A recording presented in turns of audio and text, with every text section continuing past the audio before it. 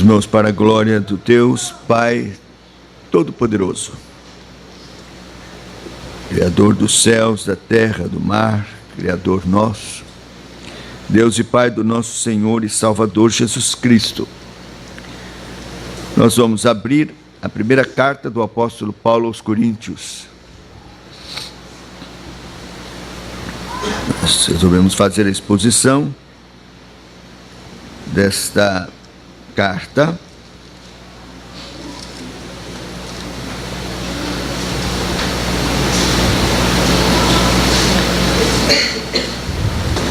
Verso 4 até o verso 9. Primeira Epístola de Paulo aos Coríntios, capítulo 1, versos de 4 a 9. Sempre dou graças a meu Deus a vosso respeito, a propósito de sua graça que vos foi dada em Cristo Jesus, porque em tudo fostes enriquecidos nele, em toda palavra, em todo conhecimento, assim como o testemunho de Cristo tem sido confirmado em vós, de maneira que não vos falte nenhum dom, aguardando vós a revelação do nosso Senhor Jesus Cristo, o qual também vos confirmará até o fim, para serdes irrepreensíveis no dia do Senhor Jesus Cristo. Fiel é Deus, pelo qual fostes chamados à comunhão do seu Filho Jesus Cristo, nosso Senhor. Que Deus aplique sua palavra viva ao nosso coração. Vamos orar, vemos nossa fronte. Bendito Deus, nosso Pai. Quem somos nós? Está escrito: quem vos requereu o só pisardes os meus átrios? Senhor, sabemos que somos indignos e miseráveis pecadores. Não somos dignos. Por isso, Senhor, nos humilhamos diante de Ti, com temor e tremor, clamando que o Senhor tenha misericórdia e queira nos abençoar, perdoando os nossos pecados e recebendo o nosso culto, a nossa adoração por Jesus Cristo, Teu Filho amado. Ó Senhor, habilita-nos por Tua graça, Senhor, a estarmos aqui, prestarmos o culto a Ti e também receber a Tua palavra. Senhor, queremos ouvir a Tua voz. Está escrito na Tua palavra: sereis todos ensinados por Deus. Então, Senhor, nós queremos que isto aconteça agora, que o Teu Espírito Santo tome o pregador, Teu servo, na sua limitação, fraqueza, e possas usá-lo, Senhor, como instrumento, mero instrumento, nas Tuas mãos. E o que vamos ouvir não seja voz de homem, mas voz de Deus. Se fomos fiéis à Tua palavra, então, Senhor, vem com o Teu Espírito Santo, opera em cada coração, ó Deus, e abençoa-nos, Senhor. Sabes a condição do Teu servo que fala contigo, suas fraquezas, enfermidades. Por isso, Senhor Deus, dependemos de Ti mais que nunca. Tem misericórdia, glorifica a Tua palavra, exalta Teu nome, o nome do Teu Filho, o Senhor Jesus Cristo, e abençoa a Tua igreja, Senhor. com o perdão dos nossos pecados. Imploramos e oramos em nome do Senhor Jesus. Amém. Meus irmãos, nós vimos que o apóstolo Paulo plantou esta igreja. Depois ele teve que se ausentar. E é lá de Éfeso que ele escreve essa carta. Ele recebe notícias a respeito da igreja e também perguntas, questionamento que estava na igreja e precisava ser respondido este questionamento. Então ele recebe isso e escreve esta carta. E ele recebe também informações de que a igreja tinha problemas, divisão, partidos, problemas de imoralidade, confusão com relação aos dons, dúvidas sobre a ressurreição de Cristo, porque falsos apóstolos penetraram e semearam essas dúvidas. Então era uma igreja carente, uma igreja que de fato estava precisando muito da interferência ou intervenção pastoral do apóstolo que plantou aquela igreja. E é assim que ele escreve esta carta. Nós já vimos o prefácio e a saudação. Agora, do verso 4 até o verso 9, nós temos aqui uma oração de ação de graças que o apóstolo faz, mas ele registra esta oração, faz questão de registrar, para que aqueles irmãos, ao ouvirem a leitura da carta, pudessem ficar cientes do que ele, o apóstolo, pensava a respeito da igreja, que seus pensamentos eram pensamentos elevados a respeito da igreja, não obstante tantos problemas que havia na igreja. Então ele começa dizendo: sempre dou graças a meu Deus a vosso respeito.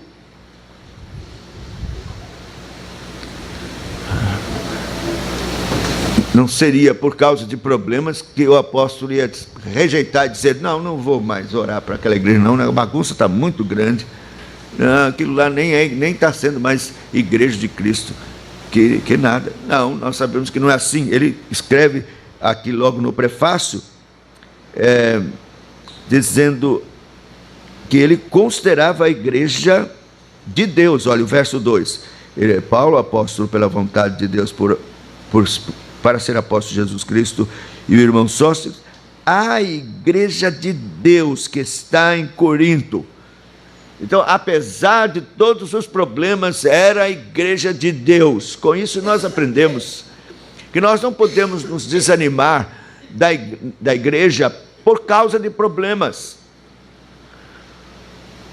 A igreja de Corinto tinha muitos problemas, mas era a igreja de Deus. E assim nós também precisamos ter esse apreço com relação à igreja. É a igreja de Deus.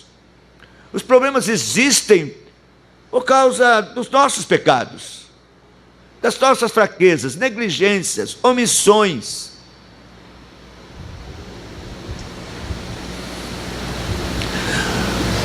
A nossa confissão de fé de Westminster, sabiamente, como o Espírito Santo iluminou aqueles irmãos no entendimento das Escrituras de forma tão correta, eles dizem que há igrejas mais puras e menos puras, de acordo como o culto é mais próximo das Escrituras ou mais distante das Escrituras. Então, uma igreja mais pura tem o culto mais puro, mais próximo das Escrituras. Uma igreja menos pura, mais distante das Escrituras. Mas são igrejas, não deixam de ser igrejas. E nós precisamos prezá-las, porque Deus as preza, Cristo a preza como noiva. Agora, existem o que os puritanos chamaram, pelas Escrituras, sinagoga de Satanás. O que é uma sinagoga de Satanás?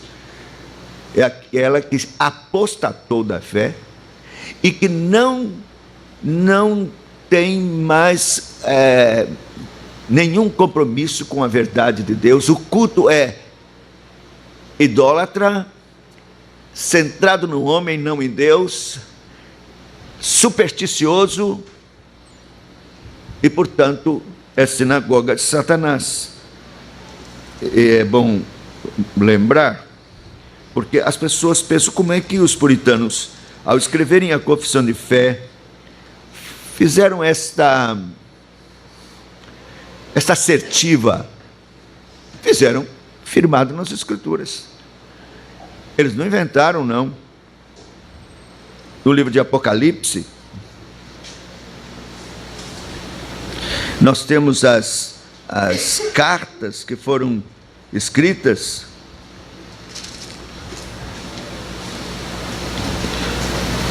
E então, nós percebemos por estas cartas que há igrejas mais puras e menos puras. Veja que há reprimendas e também elogios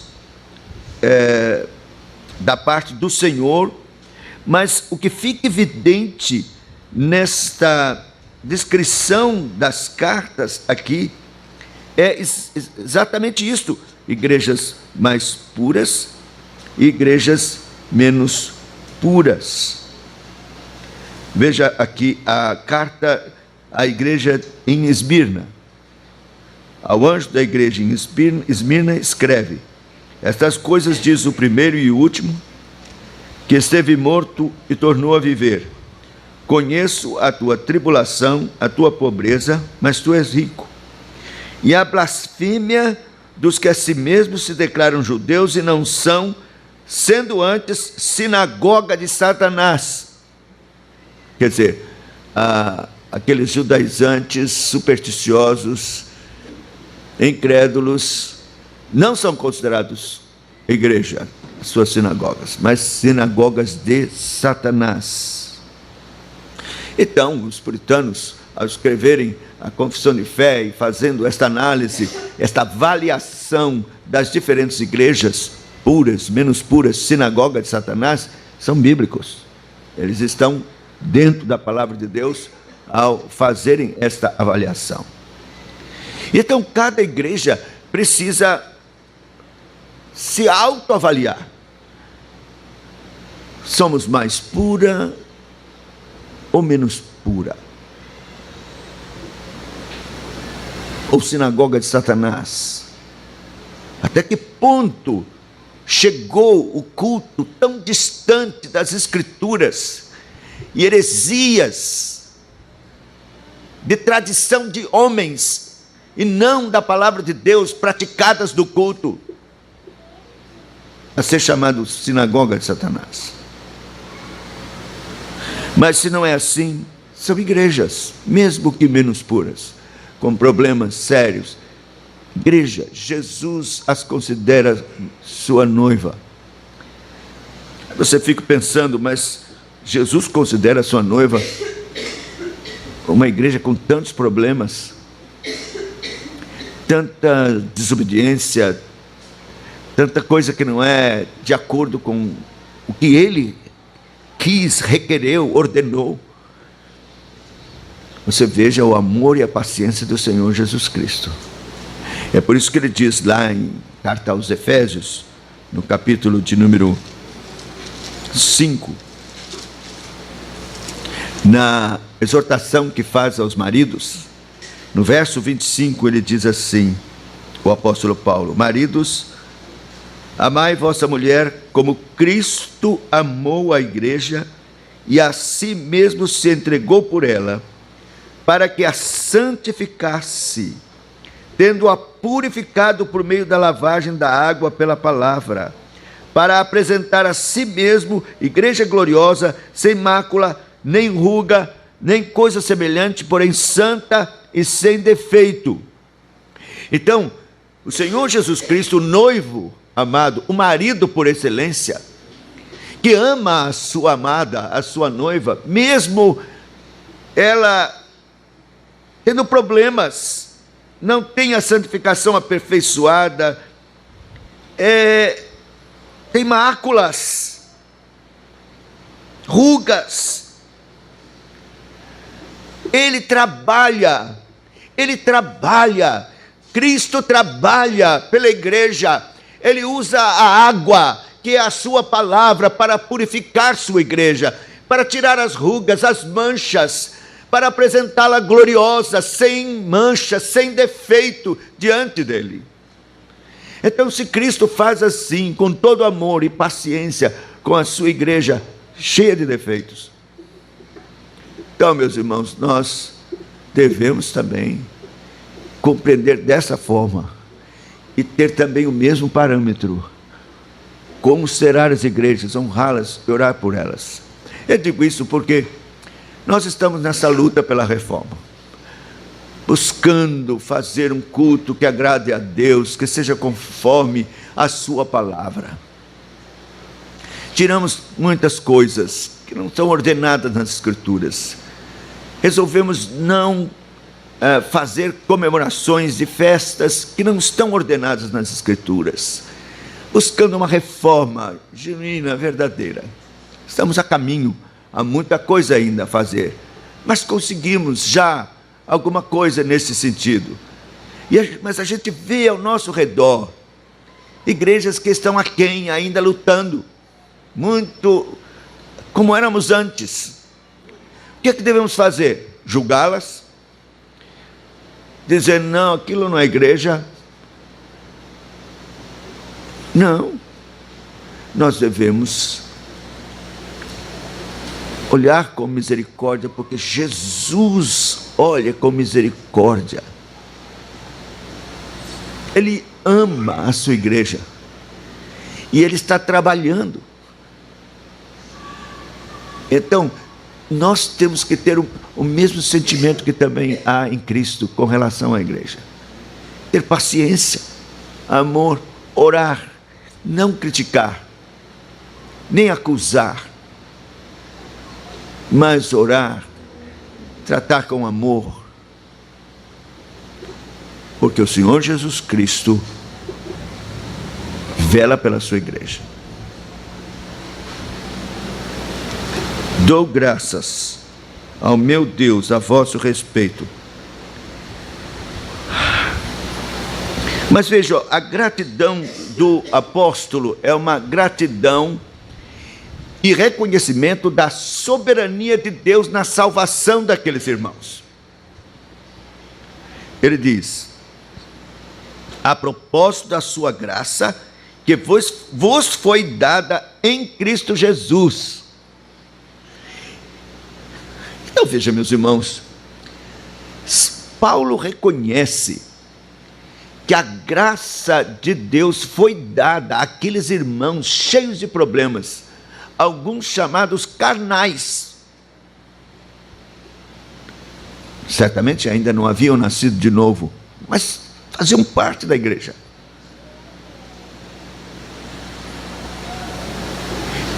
Então, mais uma razão para que ele tivesse apreço pela igreja, porque Deus deu a sua graça a eles. Graça que vos foi dada em Cristo Jesus. Paulo reconhecia a soberania de Deus na salvação daqueles irmãos que estavam em Corinto. Uma obra soberana, a graça de Deus. Não foi esforço deles, não foi de forma alguma eles que escolheram a Cristo, mas Cristo os escolheu. A graça lhes foi dada. Meus irmãos, isso pesa mais. Se foi Deus quem deu a graça à igreja, razão maior para nós termos tremor com relação à igreja, e orarmos mais pela igreja, e emprestar toda a colaboração em nome de Deus, em favor desta igreja a quem Ele quis dar a sua graça.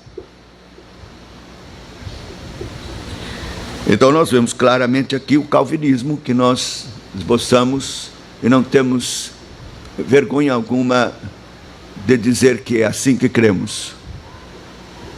É Deus quem dá a graça a quem quer, como quer, quando quer, soberanamente. Se alguém por um acaso veio a reconhecer seus pecados, se arrepender deles e crer no Senhor Jesus Cristo, esta graça lhe foi dada em Cristo Jesus. Esta graça foi dada por Deus em Cristo Jesus para você.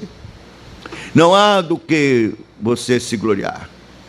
Não existe este 50-50, 50%, 50%, 50% seu esforço, 50% esforço de Deus. Não existe. É o que nós dizemos em teologia, monergismo, e não sinergismo. É Deus quem opera do começo ao fim, por sua graça e misericórdia, na vida daquele a quem Ele quis agraciar e salvar. Por isso toda glória a Deus, toda glória a Ele. Não resta glória nenhuma para você, glória somente a Deus. Ele quis escolher a você, a mim. Por quê? Não sei. Nenhum motivo, a não ser o amor com que Ele muito nos amou, que é o que diz a palavra, beneplácito de sua vontade. Porque, como diz Spurgeon, se Ele fosse olhar para você, lá da eternidade, conhecer sua vida, para ver se escolhia você ou não, então aí é que Ele não ia escolher mesmo. Mas Ele escolheu por amor e graça, mesmo sendo você quem você é, sendo eu quem sou. Miseráveis pecadores, Deus não viu nada em nós que o agradasse e lhe estimulasse a escolher. Não, inimigos de Deus, cheios de pecado, filhos de Adão, raça maldita, inimigos de Deus. Mas Ele nos amou, sendo nós ainda pecadores. Deus prova o seu amor para conosco pelo fato de ter Cristo morrido por nós, sendo nós ainda pecadores. Graça que vos foi dada. Então, o apóstolo aqui não faz essa oração, graças, porque eles aceitaram, quando eu preguei, eles aceitaram. Oh, Senhor, eles fizeram um esforço e aceitaram, e creram, e vieram. Então, eu dou graças, porque partiu deles isso, e eles quiseram fazer isso. Nada disso. Dou graças a propósito da sua graça que foi dada a eles em Cristo Jesus. Então ele diz: eu dou graças pela soberania de Deus na salvação de vocês. Porque em tudo fostes enriquecidos nele, em toda palavra, em todo conhecimento, assim como o testemunho de Cristo tem sido confirmado em vós. Do que ele está falando? Ele dá graças a Deus, porque Deus que concedeu a graça a eles, abriu-lhes o entendimento para que eles pudessem compreender as coisas espirituais. Porque, meus irmãos, se não for assim, ninguém vai conhecer absolutamente nada das coisas espirituais. A Bíblia diz, e aqui no segundo capítulo, no verso 14 de 1 Coríntios, ora, o homem natural não aceita as coisas do Espírito de Deus, porque eles são loucura. Não pode entendê-las porque elas se discernem espiritualmente. Então, não adianta. Ele está cego, obliterado, completamente ignorante, sua mente está fechada, ele está em trevas, ele não entende as coisas espirituais. É natural, é carnal, não é espiritual, então não entende das coisas espirituais, porque as coisas espirituais se discernem espiritualmente. Se a pessoa não é espiritual, não vai nunca discernir nada espiritual. Ele está cego, ignorante. E veja que no capítulo 1, o Senhor anula e coloca abaixo a pretensão de que alguém possa vir a conhecer as coisas espirituais pela sabedoria humana. Ele diz não, veja, verso 20 do capítulo 1, onde está o sábio? Onde o escriba? Onde o inquiridor deste século? Porventura não tornou Deus louca a sabedoria do mundo? Visto como na sabedoria de Deus, o mundo não o conheceu por sua própria sabedoria, mas aprove a Deus salvar os que creem pela loucura da pregação. Então, está aqui estabelecido, homem algum irá conhecer nada de Deus espiritualmente, a salvação, nada pela sua própria sabedoria. O máximo que ele pode ter e discorrer até a respeito de coisas que estão nas Escrituras, que ele pode compreender intelectualmente, mas não espiritualmente.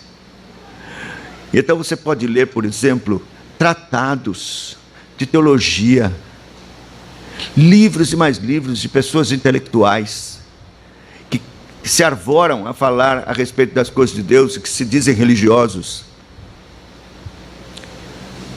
Você lê, são articulações da mente, tirando esta ou aquela conclusão, deduzindo isto ou aquilo, mas é algo estéril. Não há nada do espírito, não há nada do coração.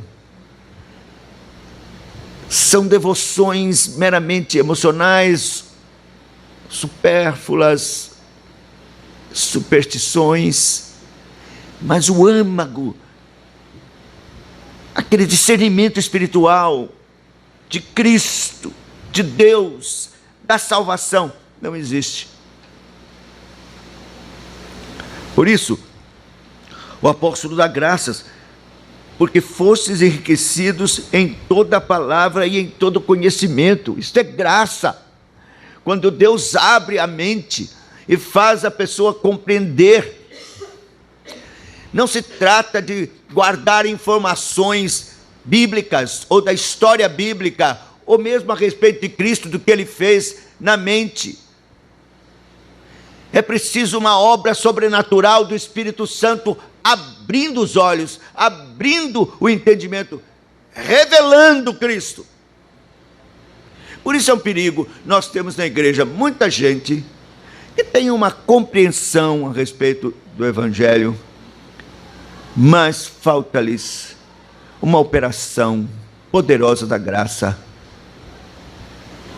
abrindo a mente, o coração, os olhos do coração, como diz a palavra,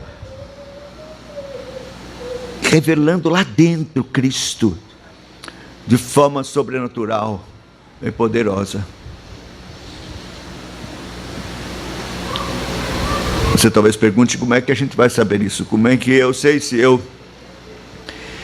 só tenho conhecimentos meramente intelectuais a respeito das coisas de Deus, Será que eu tenho conhecimento íntimo, no coração? Minha mente foi aberta? Houve uma revelação do conhecimento de Deus? Do conhecimento assim da palavra?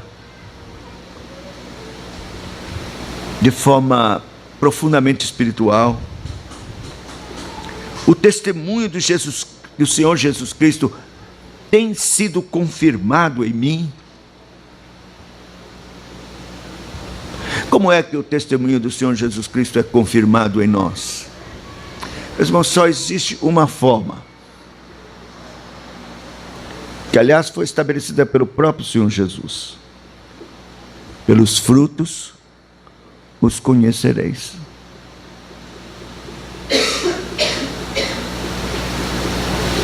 Pelos frutos. Que frutos?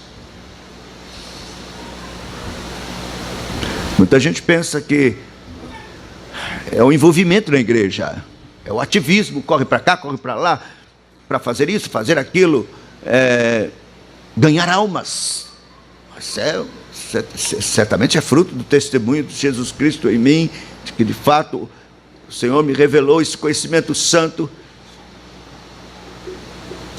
Alegria de estar na igreja, de ter amizade com os irmãos, de ter comunhão com eles.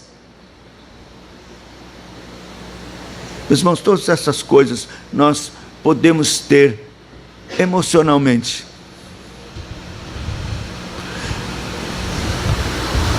Há aqueles que foram criados na igreja de tal forma que eles não se veem fora da igreja. E quando estão fora da igreja, se sentem... Mas só porque foram criados. Adquiriram aquele hábito.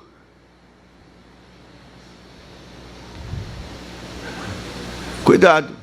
Estas coisas não se constituem fruto de onde se conhece o testemunho, de onde se conhece a confirmação do testemunho de Cristo na vida. E que fruto então são estes? Eu digo isso porque antes de eu mostrar os frutos verdadeiros, Jesus que falou isso, ele mostra o engano do conceito de frutos. Vamos abrir isso e ver nas Escrituras, porque é muito importante. Vamos abrir em Mateus.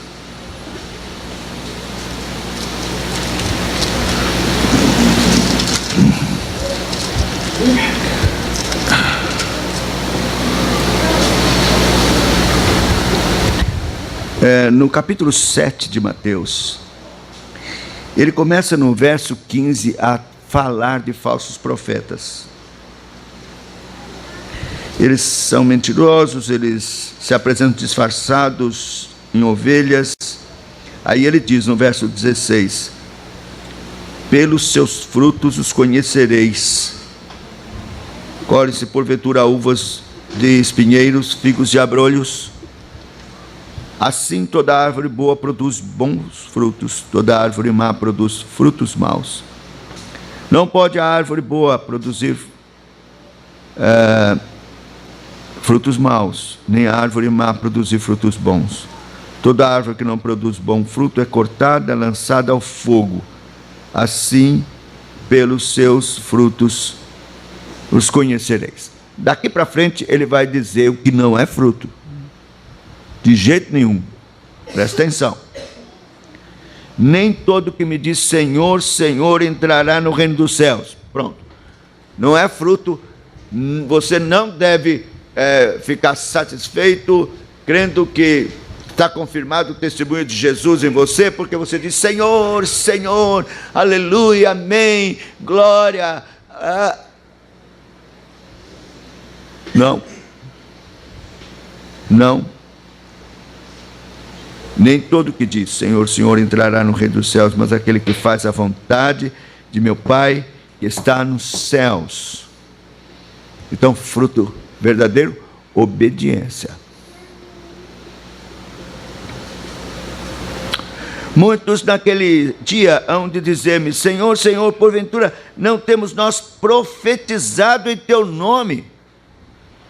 Aqui nós podemos fazer a equivalência de pregar o Evangelho. Profetizar, pregar. Gente pregando, pastores pregando. Em teu nome profetizamos. Mais ainda, em teu nome expelimos demônios. Gente ousada que orou e Deus quis usar, honrando o nome do Senhor Jesus que foi proferido e operando uma libertação. Aí a pessoa pensa: se eu expeli o demônio, então, claro, estou tranquilo, o testemunho de Jesus Cristo está confirmado em mim. Mas em teu nome não fizemos muitos milagres. Quer dizer, orou, Deus ouviu, curou.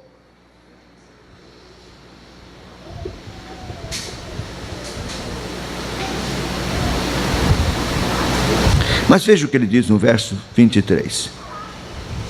Então lhes direi explicitamente: nunca vos conheci, apartai-vos de mim, os que praticais a iniquidade. Quer dizer, você pergunta: mas que coisa, quer dizer que Deus pode usar gente para essas coisas, profetizar, curar, e a pessoa em pecado, praticando pecado, nem crente era verdadeiramente, e foi usada por Deus para fazer estas coisas? Sim. Deus, se quiser, usou uma mula para profetizar, para falar em seu nome. Saul, o Espírito de Deus já o havia se retirado dele, e ele entrou no arraial procurando Davi para matar. É um assassino. Mas ele pisou no arraial, profetizou. Todo mundo já conhecia a fama disso. Está Saul entre os profetas? Deus usou, o Espírito Santo usou Saul para profetizar um ímpio, um assassino.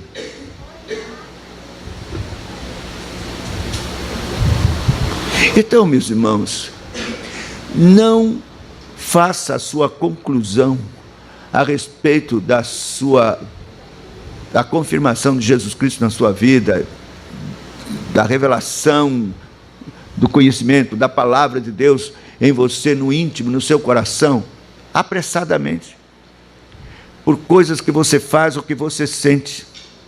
Eu sinto arrepio quando oro. Eu me sinto assim. Não, sentimento é muito enganoso. Lá no Centro Espírita tem sentimento para chuchu. E coisas do arco da velha. Não. Então, que frutos que o Senhor se refere, mais precisamente? É só irmos a Gálatas, no capítulo de número 5. E então nós temos aqui,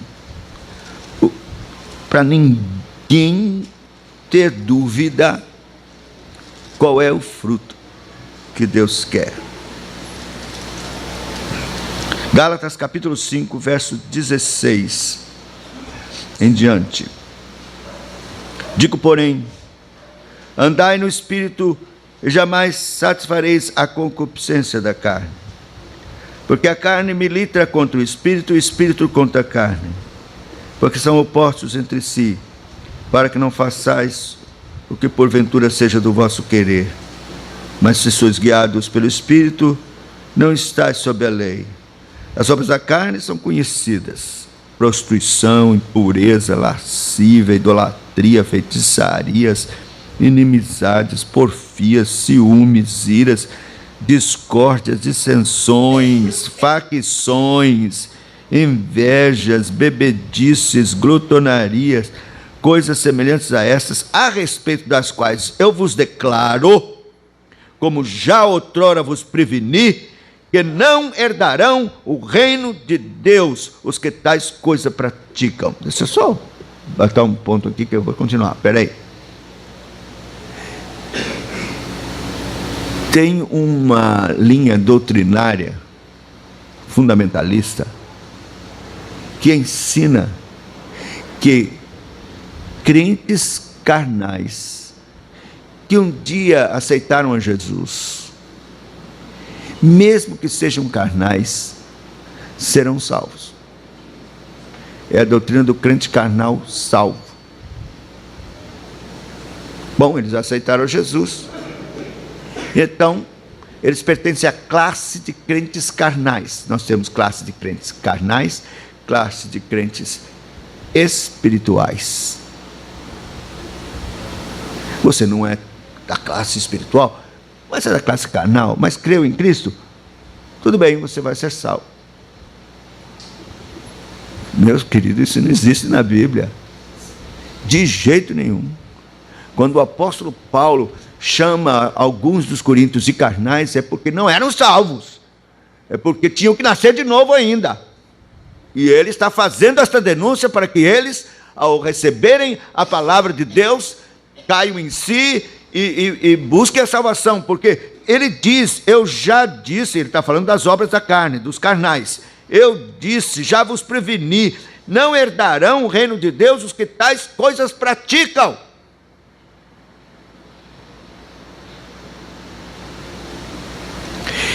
E eles usam vários textos, inclusive o texto de 1 Coríntios 5, quando alguém cometeu um pecado muito grave na igreja, e Paulo então diz, bote para fora, entregue esse tal a Satanás, para que o espírito seja salvo no dia do juízo. Então eles concluem assim, então pronto, o cara pode ainda ir para o mundo, viver lá na gandaia, Satanás dominando ele, mas porque ele aceitou Jesus, no final o espírito dele vai ser salvo. Que conversa, que hermenêutica, que interpretação é essa? Em absoluto. O que Paulo está dizendo é que o moço seja entregue a Satanás para que no sofrimento de doenças, dores na carne, ele possa vir ao arrependimento e então seu espírito será salvo no dia do juízo. Paulo está dizendo que era preciso que ele passasse pela disciplina, pela aflição, a fim de que fosse levado ao arrependimento, para que o espírito seja salvo. Senão, não será salvo. Então, crente carnal salvo, não existe isso. E o que é um crente carnal? É um crente dominado pela prática do pecado. É um crente que vive em prática do pecado. Porque é isso que Jesus disse. Apartai-vos de mim, vós que praticais a iniquidade. Ele não está falando que alguém nascido de novo, crente, não vai pecar. Peca sim. Há uma diferença entre cair em pecado e praticar o pecado. Então vamos continuar, verso 22. Mas o fruto do Espírito, veja o fruto, é o fruto que Jesus está dizendo, a que Jesus se refere. É amor, alegria, paz, longanimidade, benignidade, bondade, fidelidade, mansidão, domínio próprio. Contra estas coisas não há lei. E os que são de Cristo Jesus crucificaram a carne com as suas paixões e concupiscências. Se vivemos no Espírito, andemos no Espírito. Veja, aqui está. Agora, um detalhe, não sei se você percebeu, mas o fruto do Espírito é amor, alegria, paz, longanimidade. Não tem um erro de português aqui, não? Não era melhor ser o fruto do Espírito são amor, alegria, paz? Não. Está correto, é mesmo. Porque o fruto do Espírito é a vida de Cristo. Tudo isso compõe a vida de Cristo. Amor, alegria, paz, longanimidade, benignidade, bondade, fidelidade, mansidão, domínio próprio. É a vida de Cristo. É uma coisa só, é a vida de Cristo. Alguns tomam como exemplo o morango, que são frutinhos pequenininhos que formam fruto, o morango. Então, o fruto do Espírito é Cristo, a vida de Cristo, que se revela em nós e flui em nós, através do amor, da alegria, da paz, da longanimidade, da benignidade, bondade. Se a gente fosse aqui examinar cada um desses frutos, não teríamos tempo para fazer isso. Mas veja, amar como Cristo amou, ter alegria verdadeira no coração, mesmo nas aflições. Porque essa alegria que é boa quando tudo está bem e some quando tem problema, mas a alegria do Senhor é a nossa força, e mesmo na aflição nós sentimos no íntimo alegria, sem entender porquê. Paz, aquela que excede todo entendimento, que não dá para explicar por que razão uma pessoa pode ter paz no meio de uma aflição, de uma perseguição. Paz. Como aquele testemunho do um jovem que perdeu 2 irmãos degolados pela Irmandade Islâmica lá, como é o nome? Estado Islâmico. Ele deu, você viu o testemunho? Ele disse, não, nós perdoamos. Minha mãe disse que se encontrasse qualquer um deles na rua, chamava para dentro de casa para lhe dar café. Como pode isso? Paz que excede todo entendimento. E eles todos estavam insultando, interessante, não havia revolta. Ele disse que a comunidade que foi atingida e que perdeu esses moços, estavam todas exultando, glorificando a Deus, porque deu esta dignidade a eles, de morrer por Cristo. Isso excede todo entendimento. Longanimidade é aquela paciência esticada, não é? Paciência esticada. Esse negócio de pavio curto não é de crente, não é. Pavio é longo, é longanimidade, paciência, porque Cristo é assim, e seu fruto tem que ser Cristo. Benignidade, eu me impressiono com benignidade.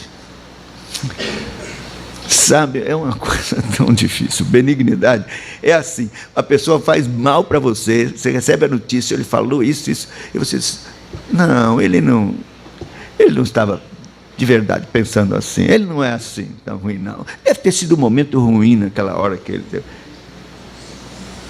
O cara, você é bobo, ele está falando. Não. Benignidade. Igual São Antônio. Eu nunca me esqueço de São Antônio. Um lugar lá quebrando o pau. Para um vizinho lá fora. E a gente, rapaz, o negócio está... Não, às vezes ela está dando parabéns.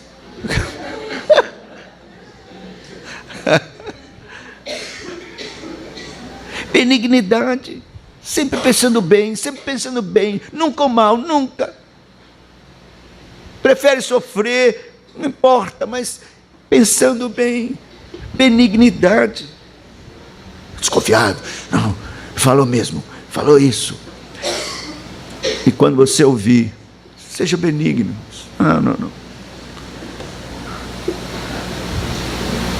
Mansidão, isso é tão difícil. Foi difícil para Pedro, difícil para o meu pai, difícil para mim.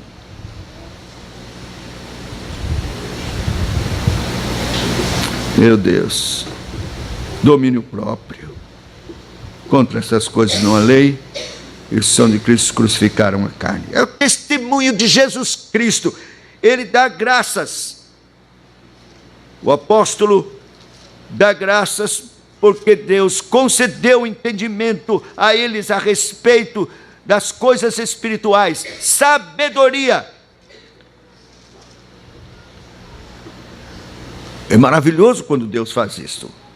E no verso 30 do capítulo 1, ele diz: vós sois dele, em Cristo Jesus, o qual se tornou da parte de Deus sabedoria, justiça, santificação e redenção, para que, como está escrito, aquele que se glorie, glorie no Senhor. De maneira que não vos falte nenhum dom, aguardando vós a revelação do nosso Senhor Jesus Cristo. Quer dizer, você seja tão enriquecido que agora você está com o seu coração nos céus, aguardando a Cristo. O que a palavra de Deus nos ensina sempre, meus irmãos, é que o crente é um peregrino e ele tem que estar sempre de malas prontas. Os seus olhos estão nos céus, e aguardando a volta de Cristo, desejando, ansiando, amando a volta e o retorno do Senhor Jesus Cristo.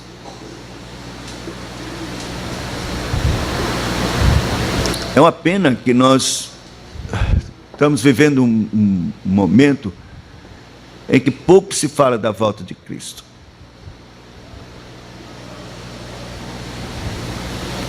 Eu passei por um tempo em que foi uma febre, bendita febre, um interesse por estudos que falassem do retorno de Cristo, dos sinais que se mostram cada vez.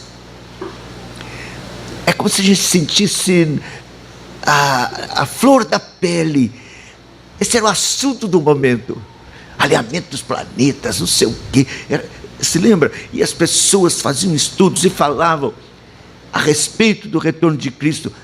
A gente vivia num suspense, como se naquele dia podia acontecer.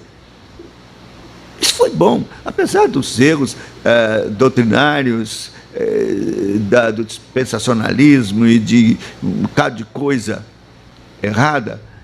Mas pensar na volta de Cristo, esperá-la, desejá-la, ansiá-la, faz com que você se prepare, para que você esteja sempre preparado, erguendo os olhos, porque a redenção está próxima, vigiando, como Jesus disse que é preciso fazer, porque ninguém sabe a hora e o momento, como ladrão de noite, vigiai. Mas parece que as pessoas não estão acreditando mais que Cristo vai voltar. Ou então, sei lá, vai ser muito distante. Não é assim. Nós não sabemos realmente quando Cristo vai voltar, mas cada crente devia viver na expectativa e esperança de ser hoje.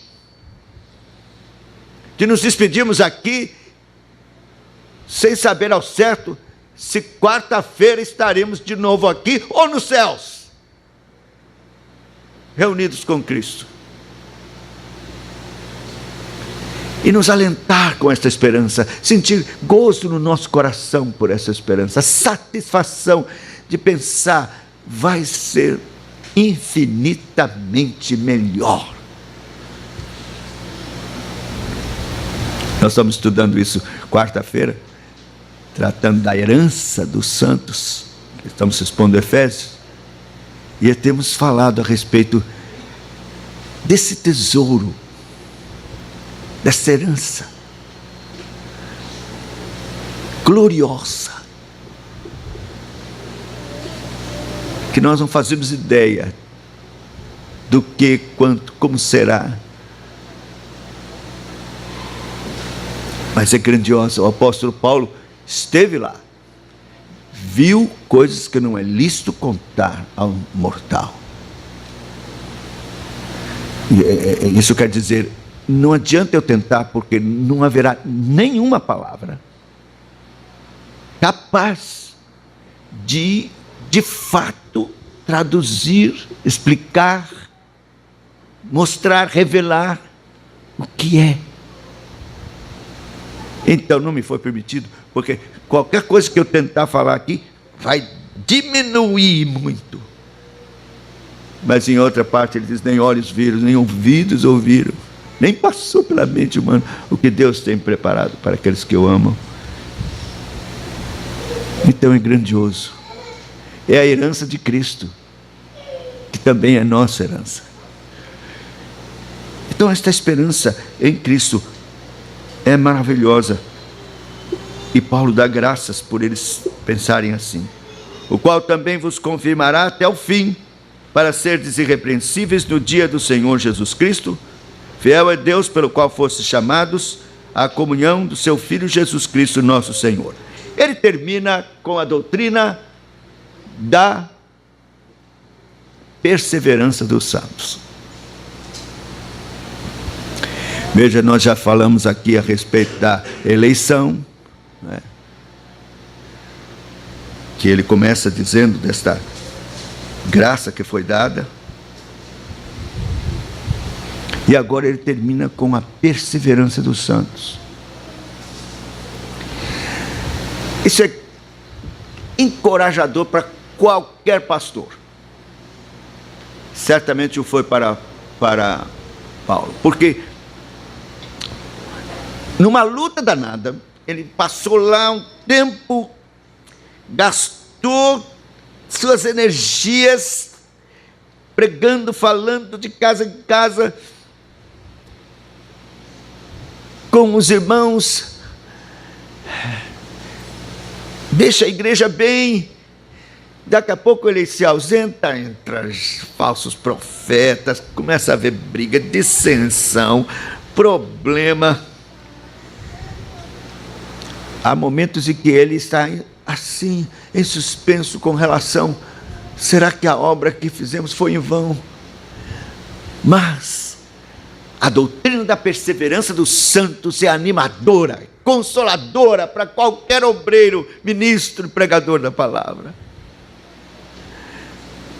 Porque não adianta, o pau pode quebrar, Satanás tenta de todas as formas, mas Deus fará perseverar até o fim aqueles por quem Cristo morreu, aqueles que Ele elegeu desde a fundação do mundo. É a perseverança dos santos, é uma obra do Espírito.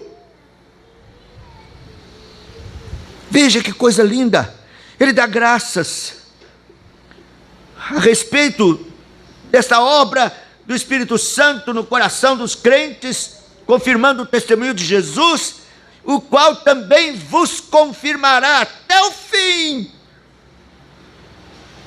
para serdes irrepreensíveis no dia do Senhor Jesus. E ele não está pensando só nos bonzinhos, não. Ele está pensando nos ruins, que vão ser aperfeiçoados, transformados, santificados e serem apresentados irrepreensíveis no dia do Senhor. Esta é a doutrina da perseverança dos santos, que nos anima. Eu sei que a palavra de Deus não voltará vazia. Eu sei que a sementeira vai germinar e o Espírito de Deus derramará a sua chuva serôdia. Eu sei que Ele vai fazer a obra no coração da igreja de Deus, dos eleitos. Ele fará, mesmo os que estão fracos, mesmo os que estão lutando, mesmo os que estão débeis, mesmo os que estão até mesmo lutando com o pecado, mesmo os que estão sendo usados por Satanás.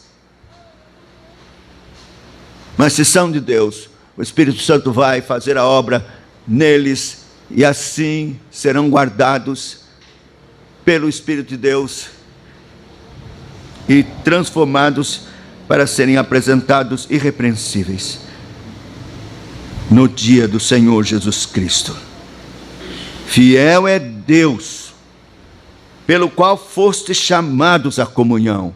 Isso ele quer dizer, essa perseverança do santo está ligada à soberania de Deus na salvação. Ele chamou, Ele é fiel e vai sustentar vocês. Ele chamou vocês à comunhão de Cristo, Ele vai confirmar até o fim. Oh, esse é animador. Graças a Deus. Porque, meus irmãos, Satanás não vai vencer, não, essa batalha. A igreja está capengando, passa por problemas, lutas, dificuldades. Mas o Senhor está firme. Ele sabe aqueles que são dele, aqueles que lhe são queridos. Ele vai fazer a obra. Operando eu, quem impedirá? Aquele que começou a boa obra em vós, há de completá-la até o dia do nosso Senhor e Salvador Jesus Cristo.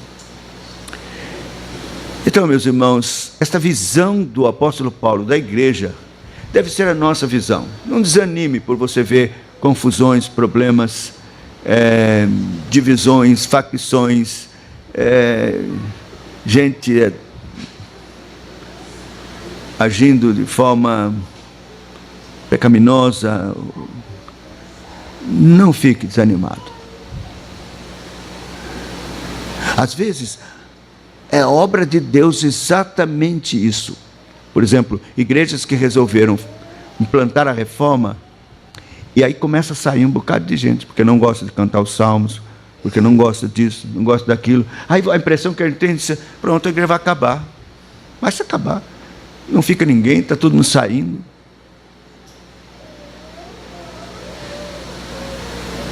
Não, é porque tem que sair mesmo. A Bíblia fala isso claramente, porque não eram dos nossos. Se fosse, ficariam. E depois sai e chega aqueles que são de Deus, e vem, e a igreja é renovada, cresce, produz frutos sazonados para a glória de Deus. Que Deus então nos abençoe e que sejamos cheios de toda animação, porque a igreja pertence ao Senhor, Ele a ama, é a menina dos seus olhos.